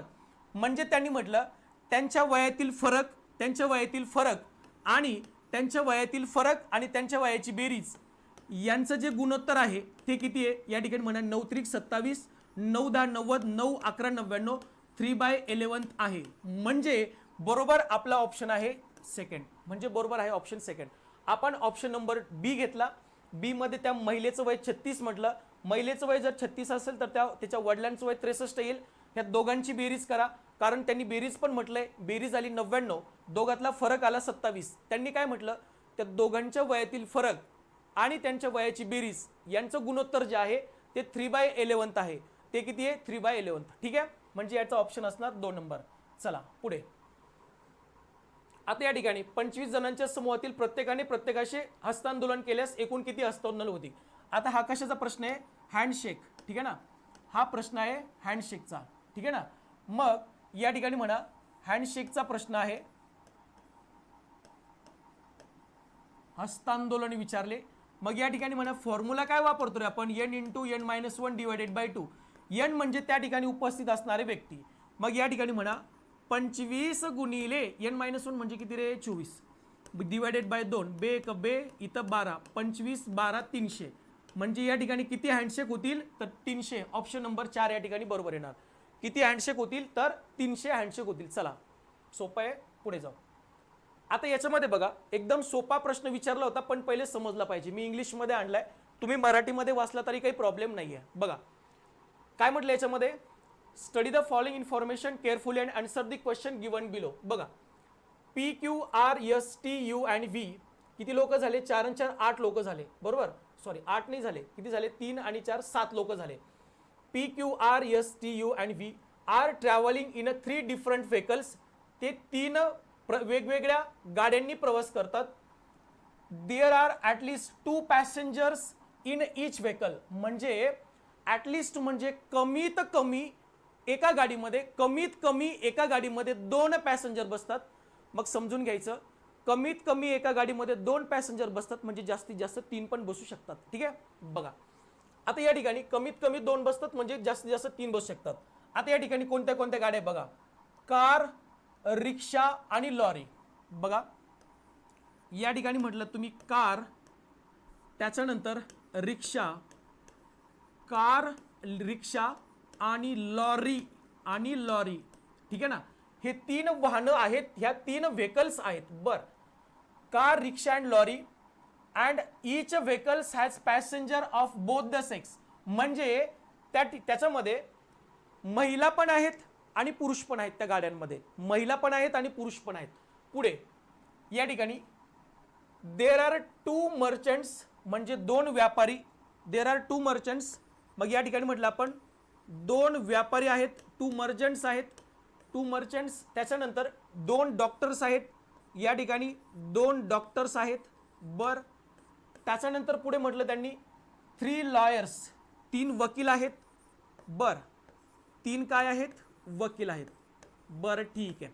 आता पुढे काय म्हटलं बघा, अमॉंग देम त्यांच्यामध्ये. ठीक आहे, R is a lady doctor.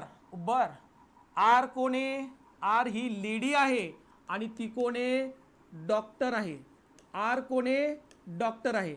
R कोण आहे लेडी डॉक्टर आहे बर त्याच्यानंतर बघा काय म्हटलं R is a lady doctor and she does not travel बघा R is a lady doctor and she does not travel with the pair of sister P and Q म्हणजे ही पी ही lady आहे ही स्त्री आहे ती डॉक्टर आहे आणि तिच्या दोन बहिणी आहेत कोण पी आणि यू पी आणि यू ह्या दोन बहिणी आहेत बरोबर का आणि तिच्या बहिणींसोबत ती प्रवास करत नाही बरोबर ती काय करत नाही प्रवास करत नाही ही जी आर लेडी आहे डॉक्टर ती तिच्या ज्या दोन बहिणी आहेत पी आणि यू त्यांच्यासोबत प्रवास करत नाही या ठिकाणी म्हटलं आपण प्रवास करत नाही बर पुढे चला Q male merchant travel with only V अरे वा बर Q male merchant travel with only V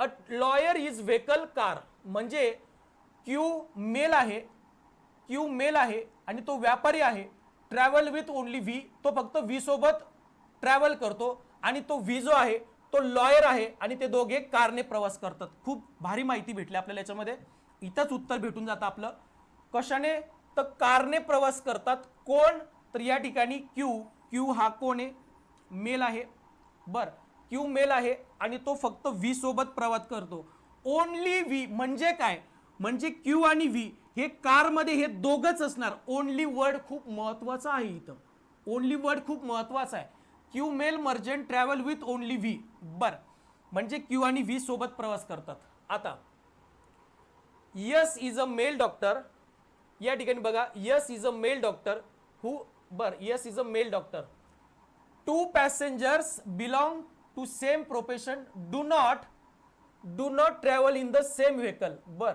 two persons belonging to same profession do not travel in the same vehicle बघा त्याच्यानंतर या ठिकाणी विचारलं आता मला सांगा हा क्यू आणि व्ही सोबत प्रवास करतात म्हणजे क्यू पण मेल आणि व्ही पण मेल बर मग नंतर मला सांगा आता पुढे काय म्हटलं S is a male doctor two persons belonging to same profession do not travel in the same vehicle आता त्यांनी म्हटलं आपल्याला P is not merchant and travel in the vehicle rickshaw बर अय पी कशाने प्रवास करतोय उत्तर भेटलं पी रिक्षाने प्रवास करतोय P is not merchant P व्यापारी नाहीये and travels in a vehicle rickshaw म्हणजे पी रिक्षाने प्रवास करतो आता मला सांगा जर पी रिक्षाने प्रवास करत असेल तुम्ही काय म्हणणार मग सर पी आणि यू ह्या दोघी बहिणी आहेत पी आणि यू ह्या दोघी बहिणी आहेत आणि त्या आर सोबत प्रवास नाही करत म्हणजेच आर ह्या दोघींसोबत प्रवास नाही करत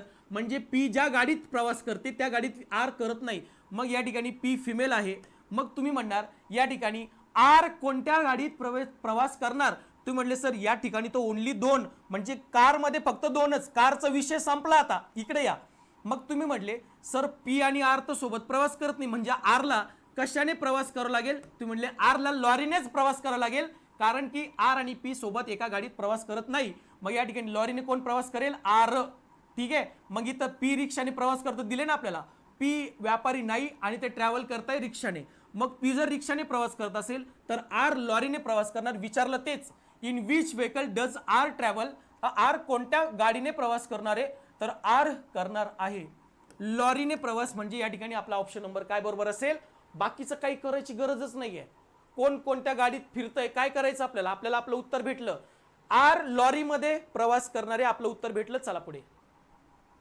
हा बऱ्याच लोकांनी याचं उत्तर चुकण्याचं कारण काय होतं बघा याचं उत्तर चुकण्याचं कारणच नव्हतं काही 3:37 घड्याळाची आरशातील प्रतिमा सांगा काय करतो आपण एखाद्या घड्याळाची आपल्याला आरशातील प्रतिमा विचारली आपण काय करतो रे 11:60 मधनं दिलेल्या घड्याळाची वेळ कमी करायची किती रे 3:37 मग तुम्ही म्हणणार करायचंय काय याच्यामध्ये 11:60 मधनं दिलेल्या घड्याळाची वेळ कमी करायची 60 आणि 37 यातला फरक 23 आहे आणि 11 मधून 3 गेले 8 23 म्हणजे ऑप्शन नंबर 1 या ठिकाणी 101% बरोबर आहे मग याच्यामध्ये चुकण्याचं कारण काय काही मुलांनी 9:23 उत्तर केलं का 9:23 केलं उत्तर तुम्ही बरोबर प्रश्न काय किती वेळा सांगितलं मी हे जर तुम्हाला घड्याळाची वेळ आरशात पाहायची असेल एखादा भिंतीवरील घड्याळ आहे ते जर तुम्हाला आरशात पाहायचं असेल तर त्या आरशातील वेळ काढायची असेल तर काय करायचं 1160 मधून काय करायचं, 337 मायनस करायचं म्हणजे काय भेटेल, 823 भेटेल. चला पुढे.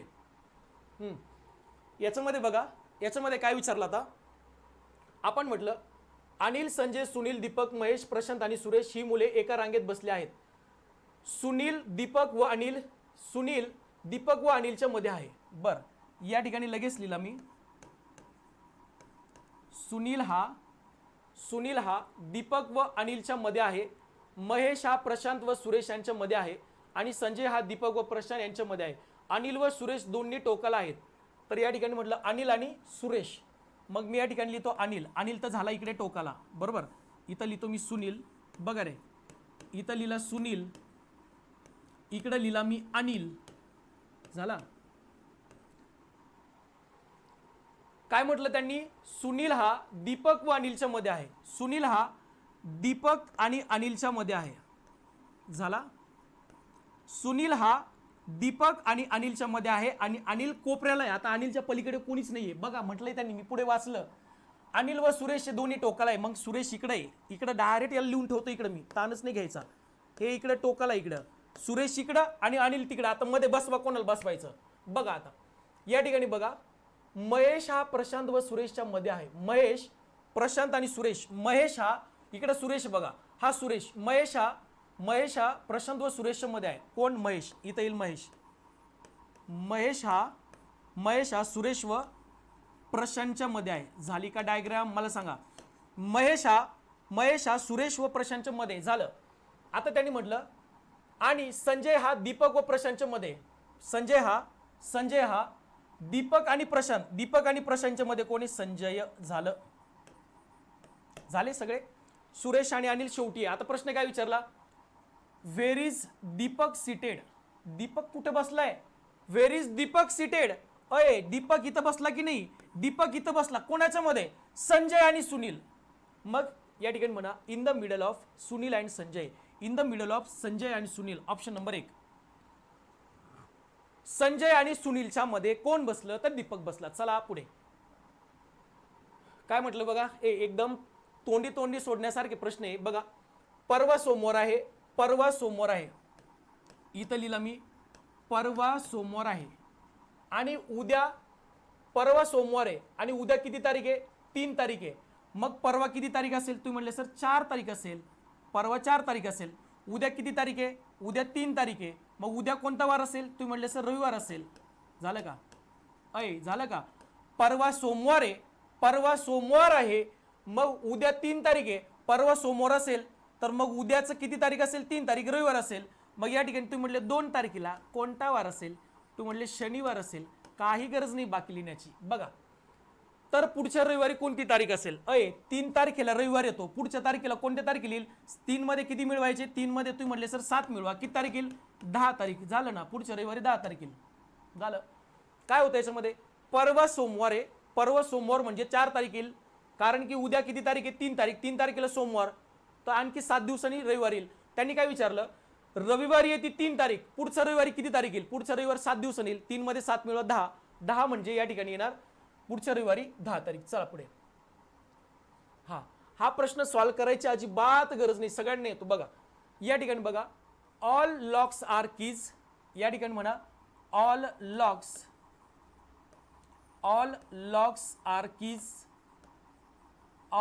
आर कीज, त्याच्यानंतर ऑल कीज आर डोअर्स, झालं. हे 2 स्टेटमेंट झाले. त्याच्यानंतर सम डुअर्स आर विंडोज, डुअर्स सोबत म्हटलंय सम डुअर्स आर विंडोज आणि सम विंडोज आर फ्लोअर्स, झालं. आता हे काय दिले आपल्याला, स्टेटमेंट दिले. आता कोणते कन्क्लुजन बरोबर आहेत ते सांगा. आपण काय केलं, या स्टेटमेंटवरनं, ह्या 4 स्टेटमेंटवरनं डायग्राम बनवली, 4 स्टेटमेंटवरनं आपण काय केली, डायग्राम बनवली. आता मला सांगा कोणते कोणते कन्क्लुजन बरोबर आहेत. आता पहिले बघा, सम कीज आर विंडो, काही संबंध नाहीये. Some floors are not doors, some floors म्हणजे या ठिकाणी म्हटलं त्यांनी some floors are not doors, म्हणजे त्यांनी म्हटलं काही फ्लोअर्स हे डोअर्स नाहीत, म्हणजे काही फ्लोअरचे डोअर्स नाहीत, म्हणजे काही फ्लोअर्स डोअर्स आहेत का? नाही. आता त्यांनी म्हटलं 3 number, any locks are not windows. Any locks are not windows म्हणजे कोणतीही लॉक विंडोज नाहीये. कोणतीही लॉक विंडोज नाहीये, हे बरोबर आहे. कोणतेही लॉक हे विंडो नाहीये हे बरोबर आहे, परंतु ऑप्शन नंबर 3, फक्त ऑप्शन नंबर 3 हे बरोबर नाहीये. कुठं? मग आपल्याला ऑप्शन नंबर 1 या ठिकाणी म्हणावं लागेल none of the conclusion are correct, कारण की ओनली ऑप्शन 3 आपण बरोबर म्हणू शकतो. त्यांनी काय म्हटलं, any locks are not windows म्हणजे कोणतेही लॉक हे विंडोज नाहीये. कोणतेही लॉक हे विंडोज नाहीये, कारण जसं डायग्राम दिसतीये त्याच्यावरनं आपल्याला काय कन्क्लुजन म्हणजे निष्कर्ष बनवायचे. मला सांगा, कोणतेही लॉक आहे का विंडोज? तुम्ही म्हणणार नाहीये म्हणजे ते बरोबर आहे. कोणतेही लॉक हे विंडोज नाहीये म्हणजे हे 3 नंबर, फक्त 3 नंबर बरोबर आहे. मग कोणत्याच ऑप्शन मध्ये फक्त 3 नाहीये, मग आपल्याला ऑप्शन घ्यावं लागेल none of the conclusion are correct, म्हणजे यापैकी एकही बरोबर नाही. ठीक आहे, चला पुढे या तिकडे. आता याच्यामध्ये काय म्हटलं बघा, 30 दिवसांच्या एका महिन्यात 5 शनिवार आहेत. 30 दिवसांच्या एका महिन्यात 5 शनिवार आहेत. त्या महिन्याचा प्रथम दिवस कोणता असेल? बर, आता या ठिकाणी म्हणा 30 दिवसांचा एका महिन्यात 5 शनिवार आहेत.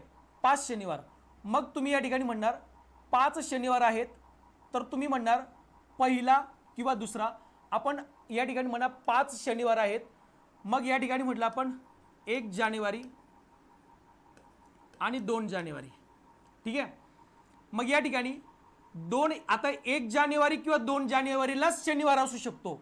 आहे, समजतंय का? बघा, 1 जानेवारी किंवा 2 जानेवारीलाच सोमवार असू शकतो, बरोबर ना? मग या ठिकाणी बघा, त्या महिन्याचा प्रथम दिवस कोणता असेल? मग तुम्ही म्हटले सर प्रथम दिवस जर तुम्ही शनिवार घेतला तर शनिवार 5 वेळेस येईल, पण याच्यामध्ये शनिवार ऑप्शन आहे का? नाही. मग शनिवार ऑप्शन कुठे येणार? तर शनिवार येणार 2 जानेवारीला. आहे, जानेवारी कुठून घेतला मी? अरे काही घेते, पहिला दिवस आणि दुसरा दिवस म्हणा ना, कोणताही महिना असेल. जानेवारी कुठून घेतला मला हेच कळलं नाही. 30 दिवसांच्या एका महिन्यात, मग तो कोणताही महिना असेल माहित नाही आपल्याला. ठीक आहे ना? मग 2 तारखेला या ठिकाणी म्हटलं मी शनिवार होता, 2 तारखेला शनिवार होता. मी 1 तारखेला शनिवार घेतला तर शनिवार येईल पहिल्या तारखेला, आहे का ऑप्शन मध्ये? नाही. मग मला सांगा 1 तारखेला कोणता येईल? शुक्रवार येईल.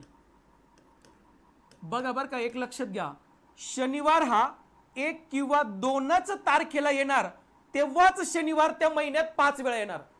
शनिवार हा 1 किंवा 2 तारखेला जर असेल तरच तो त्या महिन्यात 5 वेळा असेल. मग तुम्ही म्हटलं सर शनिवार जर 1 तारखेला घेतला, ते शनिवार ऑप्शनच नाहीये, मग शनिवार घ्यायचा आपल्याला 2 तारखेला. जर शनिवार 2 तारखेला घेतला तर या ठिकाणी शनिवार 5 वेळा येईल. एकदा येईल 2 तारखेला, एकदा येईल 9 तारखेला, एकदा येईल 16 तारखेला 16, आणि या ठिकाणी एकदा येईल 23 तारखेला, एकदा येईल 30 तारखेला. इथं 1 शनिवार, इथं 2 शनिवार, 3 4 5 झाले. मग तुम्ही म्हटलं सर पहिला दिवस कोणता? तर शुक्रवार म्हणजे फ्रायडे झालं. चला पुढे चला. हा एकदम सोपा प्रश्न आहे आणि आपला आजचा शेवटचा प्रश्न आहे. बघा, अशा प्रकारचे प्रश्न कसे सोडवायचे एकदा बघा. ABCD त्यांनी काय म्हटलं, वर्ण अक्षरासाठी दिलेल्या संकेत संपूर्ण मालिकेसाठी क्रमश पुनरावृत्त केले असल्यास, म्हणजे हे क्रमाने असं पुढे चालू राहील पुन्हा. ठीक आहे, असल्यास दिलेल्या शब्दाचे सांकेतिक रूप निवडा. मग या ठिकाणी म्हणायचं ए, बघा हे जे आहे ना, या ठिकाणी स्क्वेअर, हॅश, ओ, ट्रायंगल, आणि या ठिकाणी थिटा म्हणा किंवा काय म्हणा. या ठिकाणी ABCDE, पुन्हा खाली FGHIJ, पुन्हा KLMNO, पुन्हा PQRST, UVWXY आणि Z झालं. हे असं असतं, हे क्रमाने येणार आहे असं सांगितलं आपल्याला त्यांनी. आणि विचारलं सांगा रे बाबांनो, फेअरवेल साठी काय येईल? फेअरवेल साठी काय येईल? तुम्ही लगेच म्हणणार एफ साठी काय येतं बघायचं. एफ साठी काय येणार? चौकोन येणार. ए साठी काय येणार? चौकोन येणार. आय साठी काय येणार? ट्रायंगल येणार. आर कुठे गेला आता? आर तुम्ही म्हटलं सर आर साठी येणार ओ. डब्ल्यू साठी काय येणार? डब्ल्यू साठी येणार पुन्हा ओ. ई साठी काय येणार? तुम्ही म्हटलं सर या ठिकाणी ई साठी येणार हा थिटा. आणि एल कुठे गेला? एल साठी 2 हॅश येणार. बघा तुम्हीच बघा आता ऑप्शन कोणता आहे. बघा 2 चौकोन, 1 ट्रायंगल, 2 ओ, थिटा आणि हॅश. Option number 1. दोन चौकोन किंवा दोन चौरस म्हणा, ट्रायंगल, दोन ओ, थीटा आणि डबल हॅश म्हणजे ऑप्शन नंबर 1. ठीक आहे, अशा प्रकारचे प्रश्न होते. हे बघा, हे माहिती पाहिजे होतं. प्रश्न जर कळाला असता तर खूप सोपा होता सॉल्व्ह करण्यासाठी. ठीक आहे, याचा ऑप्शन असेल 1. या ठिकाणी आपले हे 25 प्रश्नांचे उत्तर मी तुम्हाला या ठिकाणी सांगितले. फक्त 25 प्रश्नांमध्ये एक जी नंबर सिरीज आहे, जी मिसिंग नंबर सिरीज आहे, त्याच्यामध्येच आपण काय केलं, उत्तर आयोगाच्या याच्यानुसार आपण पाहूया उत्तर काय येईल. त्याचं पण उत्तर मी तुम्हाला सांगून दिलेलं आहे, 259. आयोग 259 देखील देऊ शकतो, पण आपण त्याच्यावर ऑब्जेक्शन घेऊ शकतो. ठीक आहे, तर आज झालेल्या पेपरच्या आपण 25च्या 25 प्रश्नांचे एक्सप्लेनेशन पाहिले असतील आणि तुम्हाला या ठिकाणी चांगले मार्क मिळाले असतील अशी मी आशा करतो. ठीक आहे, ज्यांना आता तुम्ही चेक केलं असतील, ज्यांना चांगले मार्क आले असतील, आताच तुम्ही मेन्सच्या तयारीला लागले तरी काही हरकत नाहीये. ठीक आहे, चला तर मित्रांनो, या ठिकाणी आपण थांबूया. चलो, bye bye, take care, all the best, good night.